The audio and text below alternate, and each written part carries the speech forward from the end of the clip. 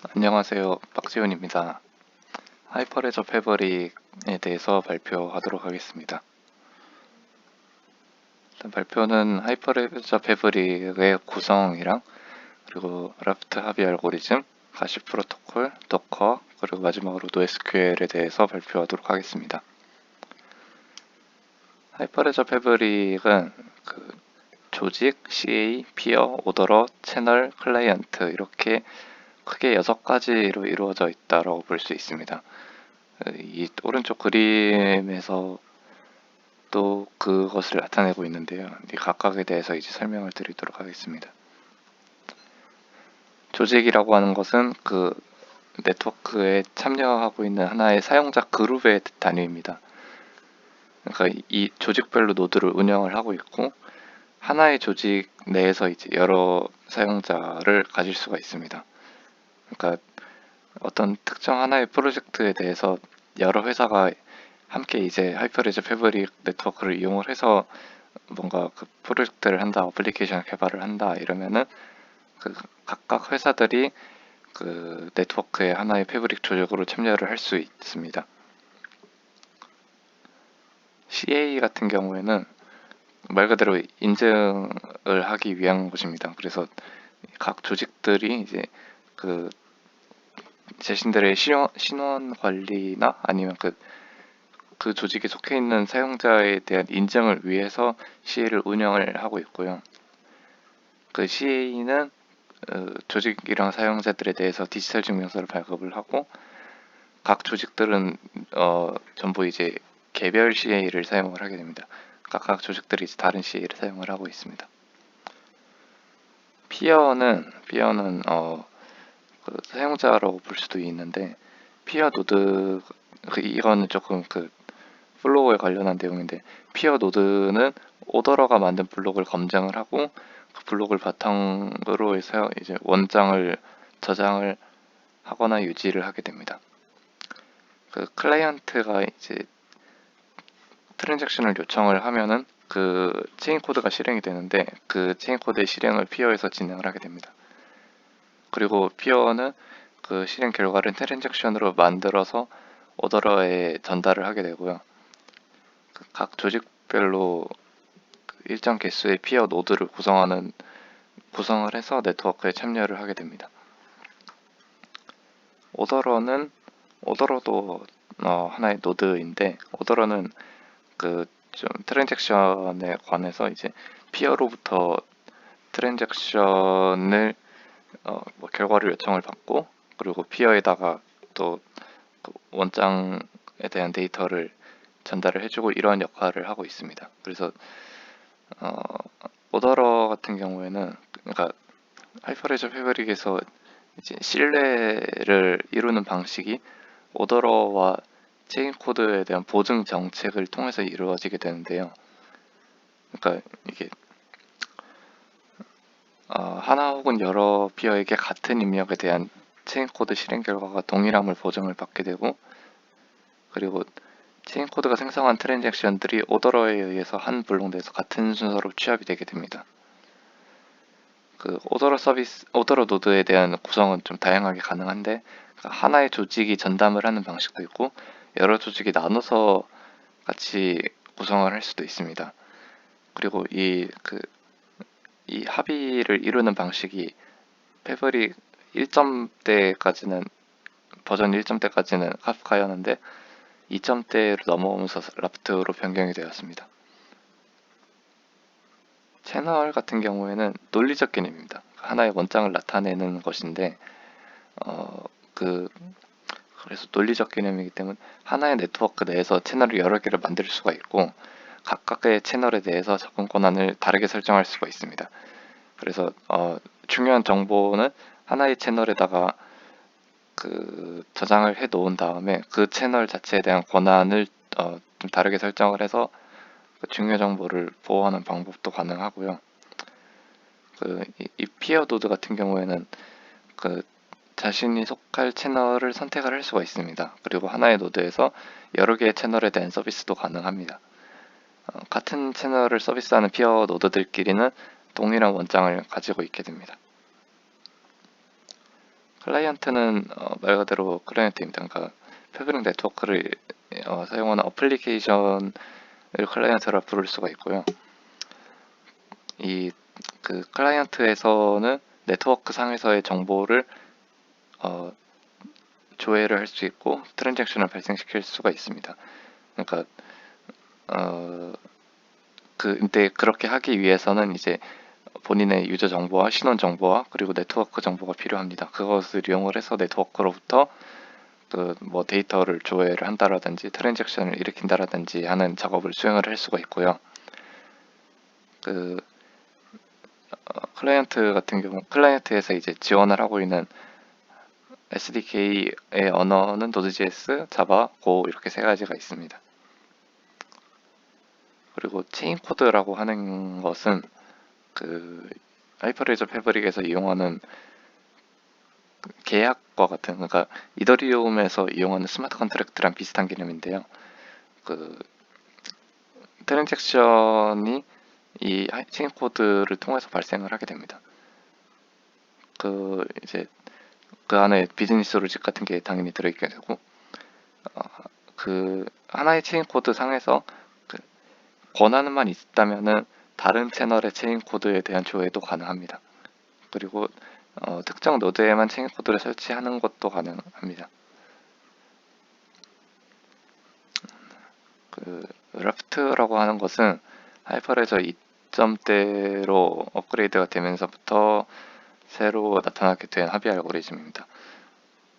이것도 카프카랑 비교했을 때 카프카랑 마찬가지로 프라이빗 네트워크 상에서 운영이 되는 알고리즘이고요. 프라이빗 네트워크 상에서 운영이 되기 때문에 퍼블릭에 비해서 이제 악의적인 공격에 대한 방지를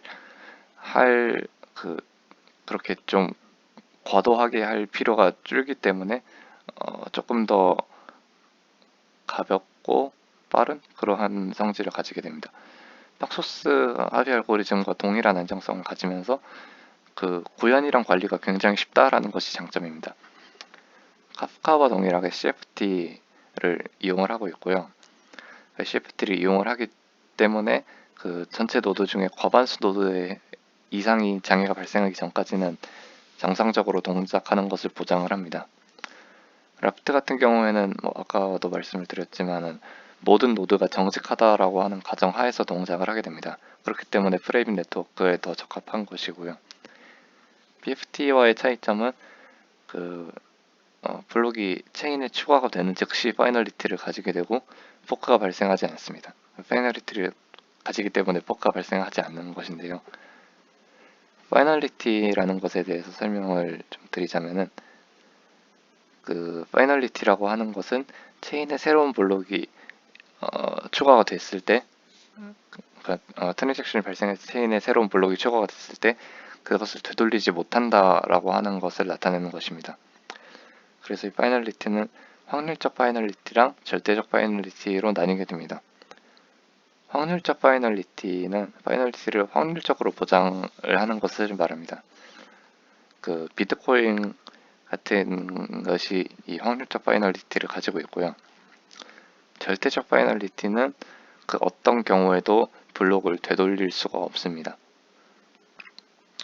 말만 들어서는 이제 절대적이 당연히 좋을 것 같아 보이지만은 이 각각에 대해서 조금 장단점이 있는데 장단점은 CAP 이론에 따라서 설명을 할 수가 있습니다. 분산 시스템은 CAP 중에 두 가지만 만족을 할 수가 있는데요. CAP라고 하는 거는 이제 consistent, available, 그리고 partition tolerant 이렇게 종속성, 가용성, 그리고 분단성 이렇게 세 가지가 있습니다. 그래서 데이터 컨시스턴시는 각 노드 상에서 데이터에 대한 일관된 확인을 보장을 하는 것이고 시스템 어베일러버리티는 각 노드에서의 데이터에 대한 가용성에 대해서 이야기를 하고 있는 것이고 파티션 톨러런스는 네트워크 파티션에 대한 장애를 허용하는 것입니다. 그러니까 이 예를 들면 그러니까 이 중에서 두 개만 이용할 수밖에 없다라는 게, 예를 들어서 네트워크 파티션에 대한 장애를 허용했을 때, 그러니까 이제 네트워크가 분할이 된 상황에서 이 상황에서는 당연히 이제 뭐 두 노드가 서로 통신을 그 분할로 인해서 하지 못하게 되기 때문에 중앙 시스템이 전체 노드를 이용할 수 없는, 가용성을 보장할 수 없는 그런 상황이 발생하게 됩니다. 그래서 이 중에 무조건 두 가지만 만족을 할 수가 있는 것이고요. 블록체인 같은 경우에는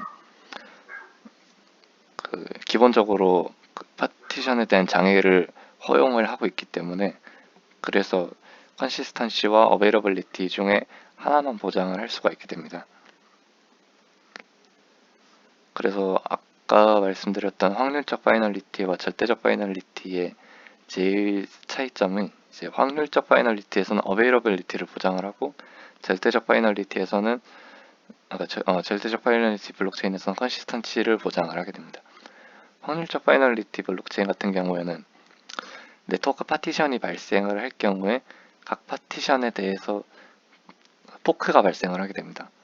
그러니까 이렇게 포크가 난 상황에서, 파티션이 발생한 상황에서도 합의 진행이 가능하나, 그 포크가 났기 때문에 그러니까 어베이러빌리티를 보장을 하는 대신에 컨시스턴시를 보장을 못하게 됩니다. 그래서 파이널리티를 보장을 할 수가 없게 되는 것이고요.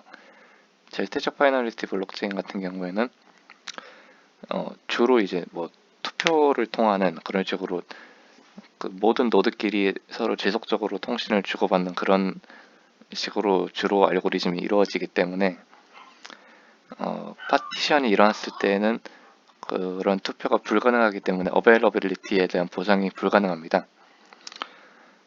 대신에 이제 파티션이 사라지면은 그때 다시 합의를 진행을 하기 때문에 파이널리티에 대한 보장이 가능하고요. 그렇기 때문에 컨시스턴시에 대한 보장은 가능하지만 파티션이 일어났을 경우에 대한 어베일러빌리티는 보장이 불가능하게 됩니다. 그 CFT 같은 경우에는, 그러니까 라프트 같은 경우에는 절대적 파이널리티를 구성을 하고 있습니다. 그래서 이 라프트 프로토콜의 그 진행이 어떻게 되냐면은 그 리더, 팔로워, 캔디데이트 이렇게 역할이 세 개로 나누어집니다. 리더 같은 경우에는 블록을 생성을 한 다음에 클러스터 전체에다가 전파를 하게 됩니다. 그리고 이제 클러스터 전체에서 전파가 된 후에 그러니까 합의가 이루어진 다음에 블록체인에다가 블록을 최종적으로 추가를 하는 역할을 합니다. 팔로워 같은 경우에는 그러니까 리더가 그렇게 전파한 블록에 대한 응답을 하고, 그리고 응답을 이제 다 마쳤는지를 리더가 그것을 과반수 이상의 노드의 블록 전달이 성공하였다라고 응답을 받게 되면은 최종적으로 그 트랜잭션이 완료됐다라고 볼 수 있습니다. 그리고 캔디데이트 같은 경우에는 팔로워가 일정 시간 동안 연결이 끊기면 캔디데이트 상태가 되고, 그리고 이 캔디데이트가 그때 이제 다른 팔로워 노드들한테 투표 요청을 보내서 그 과반수 이상으로부터 투표를 받으면은 새로운 리더가 됩니다. 이 과정을 선거에서 이겼다라고 표현을 하기도 하는데요. 라프트 프로토콜에서 블록을 생성하는 방식은 다음 그림과 같습니다. 일단은 프로포즈를 받으면은, 제안을 받으면은 리더가 블록을 생성을 해서 전파를 하고, 팔로워들로부터 과반수의 성공 응답을 기다립니다. 그러니까 이렇게 잘 전달을 받았다라고 하는 그 응답을 받게 됩니다. 그래서 그것이 성공을 하였을 경우에 블록을 커밋했다라고 이 리더가 판단을 하게 되고, 커밋된 블록을 최종적으로 블록체인에 추가를 하게 됩니다. 카프카와 라프트의 차이점에 대해서 말씀을 드리겠습니다.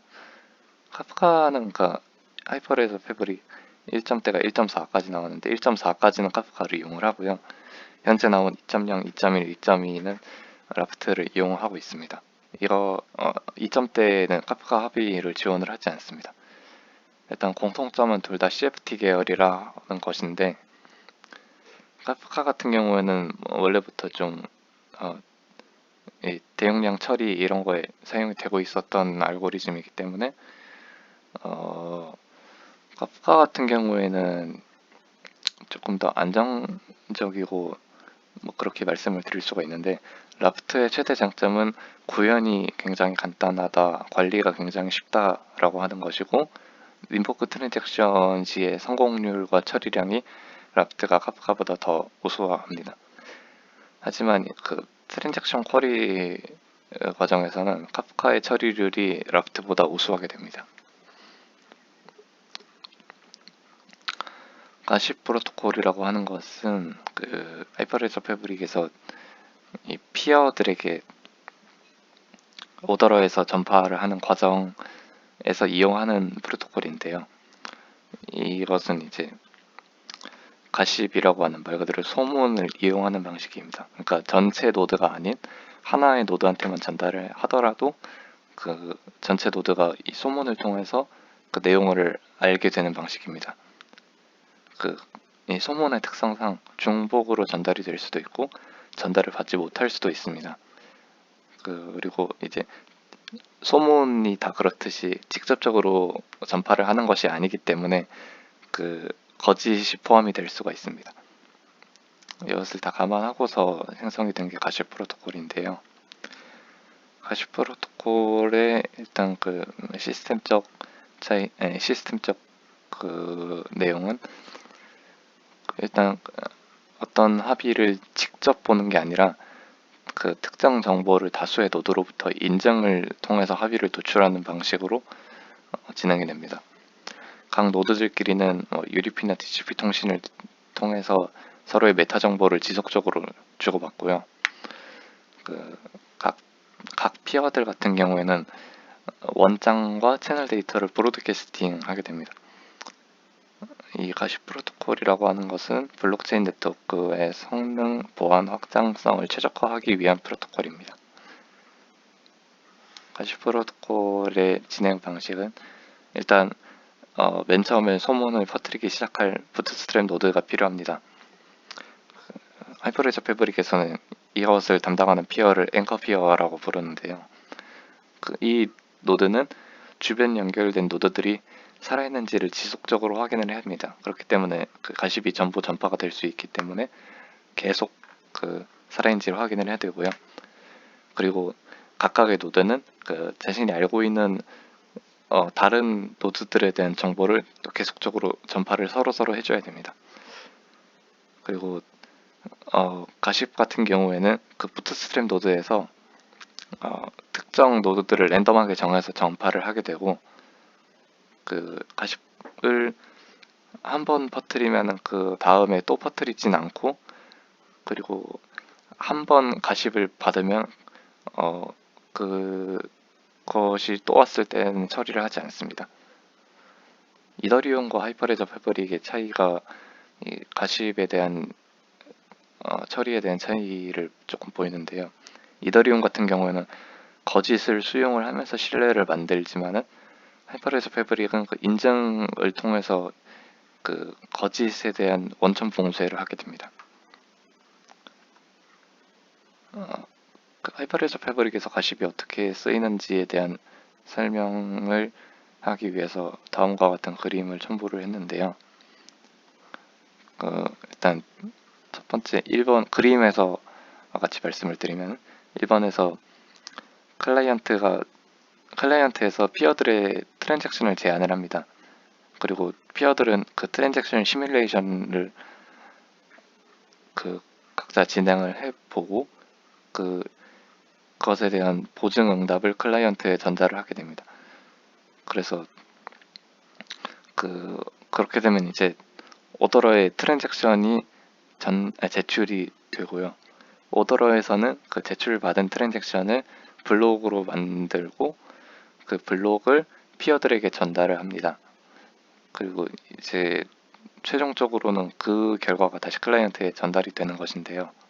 이때 이제 오더러에서 블록을 생성한 다음에 피어들한테 전달을 할 때 이때 가시 프로토콜이 사용이 됩니다. 이때 오더러 노드는 앵커 피어 노드에게 그러니까 블록을 가십 형태로 전달을 하고, 그리고 이제 피어 노드들이 그 앵커 피어로부터 가시 프로토콜을 통해서 블록에 대한 정보를 계속 전달을 받는 그런 방식입니다. 그래서 아까 말씀드린 것들이랑 동의를 한데, 그 오더러는 모든 피어랑 커뮤니케이션을 하는 것이 아니라 조직별 대표 피어랑만 통신을 하게 되고요. 앵커 피어, 그 조직별 대표 피어에서는 가십을 통해서 블록을 전달을 하고, 그 트랜잭션에 대한 정보들을 전달을 하고, 각 피어들은 블록을 전달받은 뒤에 검증을 하고, 그리고 장부에 저장을 하게 됩니다. 그리고 이 가십을 이용을 해서 이 블록이 생성됐을 때뿐만 아니라 평상시에 동기화를 할 때도 이용이 되고요. 이 모든 가십 메시지들은 서명이 되어서 전달이 되기 때문에 악의를 갖고 있는 노드에 대한 파악이 쉽게 됩니다. 그리고 이 가십을 이용을 하기 때문에 전달이 느리거나 네트워크가 분단이 되더라도 서로 싱크는 어쨌든 간에 맞춰지게 된다라고 할 수 있습니다. 그 가십을 이용을 해서 새로운 피어가 추가가 될 경우에 그 피어를 그 채널상에서 이제 새로 추가된 피어를 발견을 하고, 그리고 채널에 대한 멤버십 아이디를 계속해서 체크를 하게 됩니다. 그래서 이 채널에 대해서 아이디를 갖고 있는 피어를 계속 지속적으로 체크를 할 수가 있고요. 그리고 장부에 기록할 데이터를 모든 채널상의 피어들한테 전파를 할 수 있습니다. 그리고 싱크가 맞지 않는, 동기화되지 않는 그런 피어들을 거기에다가 이제 블록 정보를 계속 새로가 아니라 그 모자란 블록 정보를 공급을 하면서 계속 동기화를 할 수가 있고, 새로운 피어가 참여를 할 경우에는 피어-투-피어 방식을 통해서 장부 데이터를 업데이트를 할 수가 있습니다. 도커는 그 하이퍼레소 패브릭에서 주로 도커를 이용을 해서 관리를 하기 때문에 도커를 여기 추가적으로 설명하기 위해서 넣었습니다. 그래서 도커에 대해서 설명을 드리자면은, 도커라고 하는 것은 컨테이너 기반의 오픈소스 가상화 플랫폼입니다. 그러니까 이 컨테이너를 하나의 단위로 얘기를 하는데, 그 여러 프로그램이나 특정 실행 환경을 하나의 컨테이너란 단위로 추상화를 한 다음에 그 컨테이너를 다루는 것에 대해서 동일 인터페이스를 제공을 하게 됩니다. 그러니까 이제 현실 세계로 치면은 물류 창고 내에서 실제 컨테이너에다가 여러 물건을 집어넣은 뒤에 각각의 컨테이너를 그 창고 내에서 동일한 방식으로 다루는 것처럼, 하나의 규격화된 방식으로 다루는 것처럼 이제 그러한 방식으로 소프트웨어를 관리를 한다라고 말씀을 드릴 수가 있습니다. 도커가 나오기 이전에는 그렇게 프로그램이나 실행 환경 하나하나를 관리를 하는 방식을 버추얼 머신을 이용을 해서 진행을 했습니다. 버추얼 머신이나 VM웨어 같은 OS 가상화 프로그램을 통해서 하나의 OS 자체를 가상화를 해서 그 안에 이제 프로그램이나 실행 환경을 넣어놓는 방식으로 그렇게 해서 관리를 하고, 그리고 그게 바탕이 되는 PC에서 이제 그것들을 관리를 하는 방식으로 진행을 했었는데요. 도커를 이용하면은 그러한 방식을 쓸 필요가 없습니다.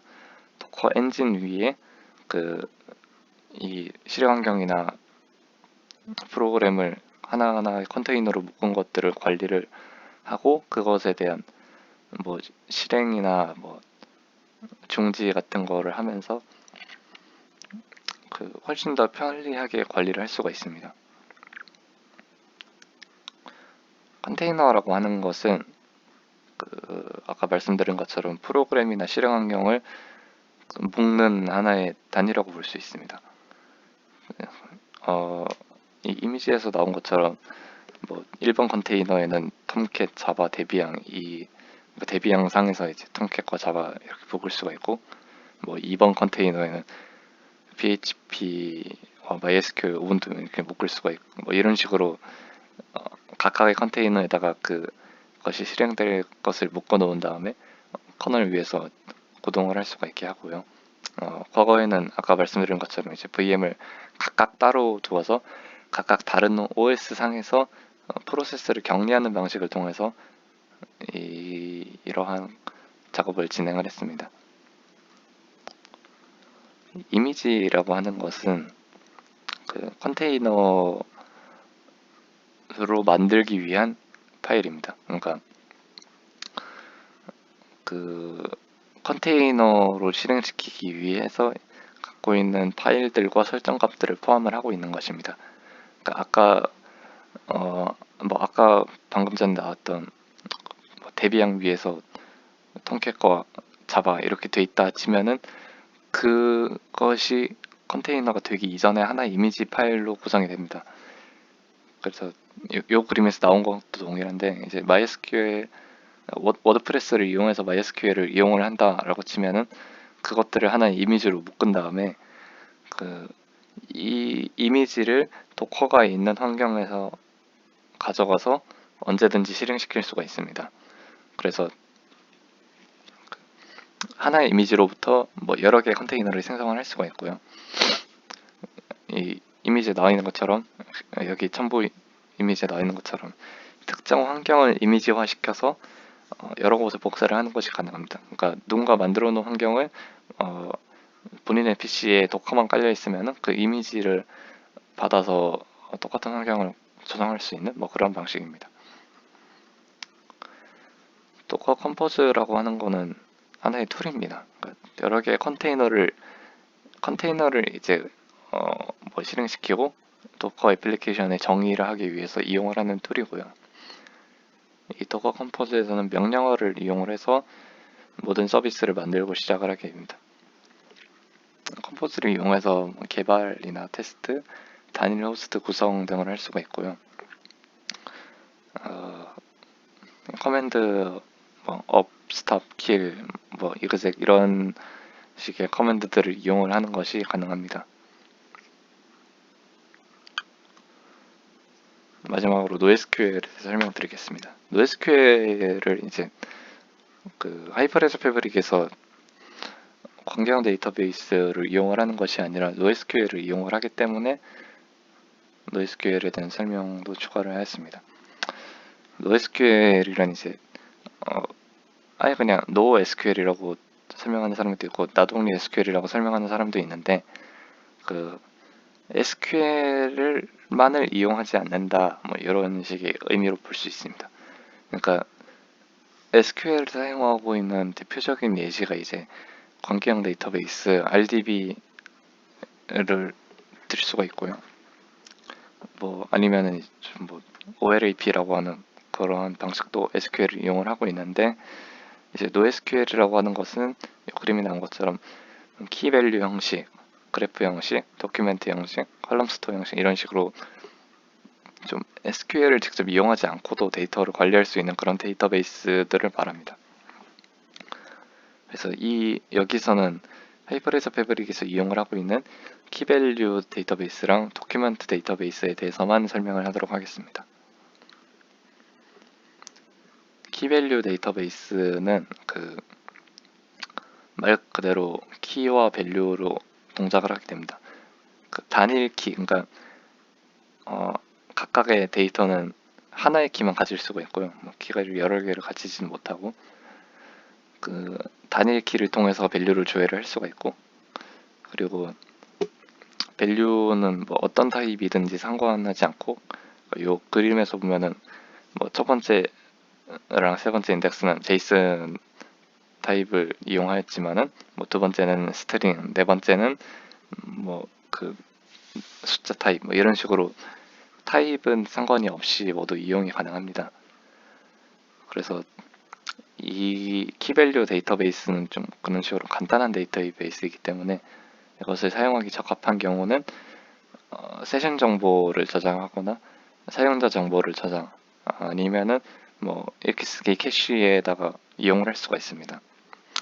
대신에 이게 좀 이렇게 좀 단순한 데이터베이스이다 보기 때문에 데이터 간의 관계가 있는 경우, 아니면은 뭐 좀 다중의 트랜잭션이 필요한 경우, 이런 경우에는 사용하기 어렵습니다. 알파레소 패브릭에서 이용하고 있는 키밸류 데이터베이스는 레벨DB입니다. 이 레벨DB라고 하는 것은 구글에서 만든 데이터베이스인 그 경량 키밸류 데이터베이스인데요. 이것은 이제 좀 대용량 서버용 이런 거보다는 특정 단말기나 아니면은 브라우저 상에서 이용하고 있는 스토리지 라이브러리의 용도에 조금 더 적합하다라고 할 수 있습니다. 그러니까 안드로이드에서 현재 각각의 단말기의 데이터를 SQLite를 통해서 저장을 하고 이용을 하는데,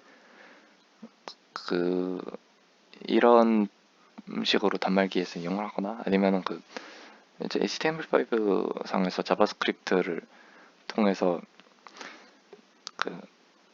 키밸류 형식의 값을 로컬 스토리지를 통해서 저장을 할 수가 있는데, 그런 것들의 사용에 대해서 적합합니다.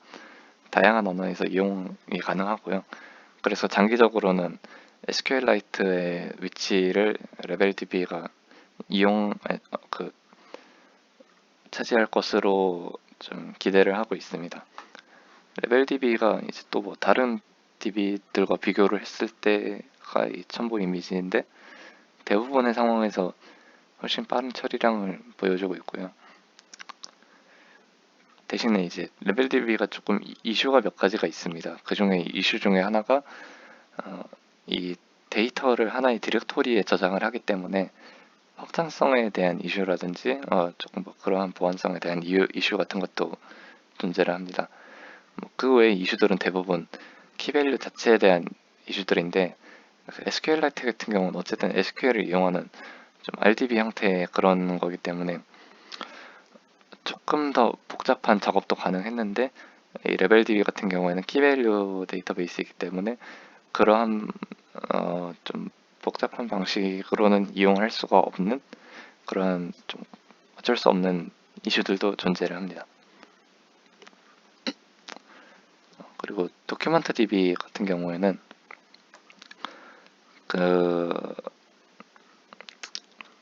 데이터를 저장을 할 때 키밸류보다는 조금 더 복잡한 형태로 저장을 하게 됩니다.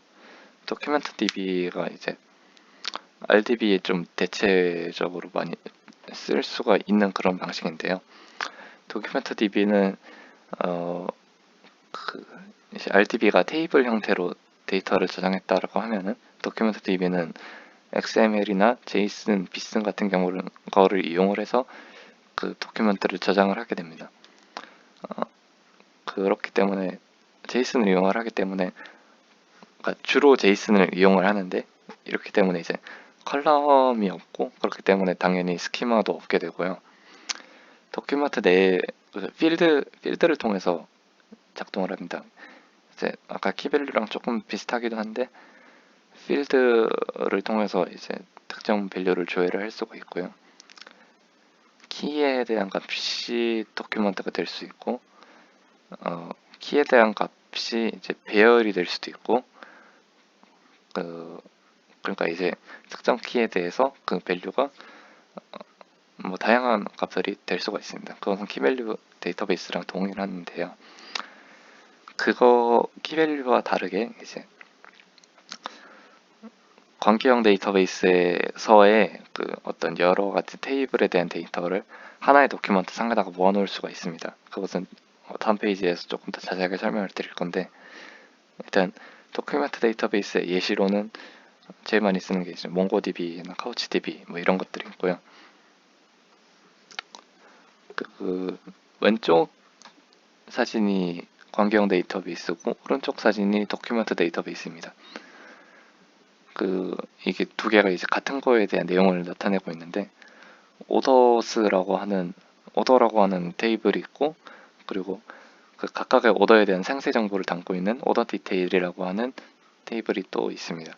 그래서 오더 디테일에서는, 그러니까 오더스에서는 오더 아이디, 각각의 오더에 대한 오더 아이디 정보를 담고 있고, 그리고 오더 디테일에서는 이 자체적으로 오더 디테일 아이디라고 하는 테이블 아이디 값을 갖고 있지만, 그 오더 테이블과 연결을 위해서 오더 아이디라고 하는 외래키를 가지고 있게 됩니다.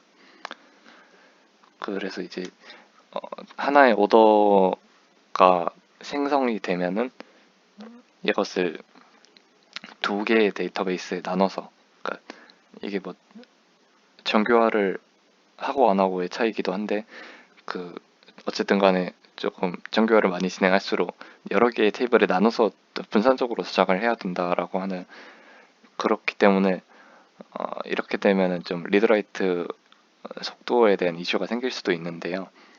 도큐먼트 DB 같은 경우에는 오른쪽 그림과 같이 이것을 한꺼번에 묶어서 저장을 할 수가 있습니다. 그렇기 때문에 그러니까 이 필드 중에서 오더 디테일이라고 하는 필드가 오더 그 다른 테이블로 저장을 하지 않아도 되게끔 하는 그런 방식으로 이 배열로 저장을 하기 때문에 그렇게 할 수가 있습니다. 대신에 이렇게 돼 있기 때문에 조금 트랜잭션 처리 이런 것들에 대해서는 조금 더 어려울 수도 있습니다. 그래서 하이퍼레스 패브릭에서 이용하는 데이터베이스는 그 체인 코드를 구성함에 있어서 레벨DB나 카우치DB를 이용할 수가 있는데요. 간단한 구성에서는 레벨DB를 이용을 해도 되지만은 복잡한 구성에서는 카우치DB를 이용을 할 수밖에 없습니다. 이거는 좀 뭐 키밸류 데이터베이스 자체의 한계 때문에 어쩔 수가 없는 것이고요.